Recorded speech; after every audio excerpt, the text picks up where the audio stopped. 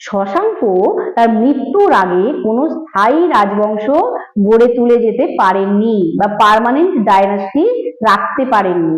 তার ফলে কি হয়েছে, শশাঙ্ক যখন মারা যান তারপরে কিন্তু গৌড়ের ক্ষমতা নষ্ট হয়ে যায় বা পাওয়ার শেষ হয়ে যায় এবং তারপর কি হয়, বাংলায় একটা অরাজকতা বা বিশৃঙ্খলার সৃষ্টি হয়, একটা কেওস হয় এবং এই যে বিশৃঙ্খলা বা এই যে অরাজকতার পরিবেশ, সেই সময়টাকে বলা হচ্ছে মাৎস্যন্যায় যুগ, অর্থাৎ ল অফ ফিশ, এইটার এই অর্থাৎ যেমন পুকুরে ধরো বড় মাছগুলো সবসময় দেখবে ছোট মাছকে খাদ্য হিসাবে গ্রহণ করে বা গিলে খায়, অর্থাৎ এর থেকে কি বোঝা যায়, শক্তিশালীরা বরাবরই দুর্বলদের ওপর অত্যাচার করে। সেই রকমই শশাঙ্কের মৃত্যুর পর বিভিন্ন সম্ভ্রান্ত শ্রেণী, ক্ষত্রিয়, বণিক, সম্ভ্রান্ত শ্রেণী মানে এলিট ক্লাস, বণিক মানে মার্চেন্ট, ক্ষত্রিয় মানে যারা রয়্যাল ফ্যামিলির মেম্বার, এরা গরিবদের ওপর অত্যাচার করতে থাকে।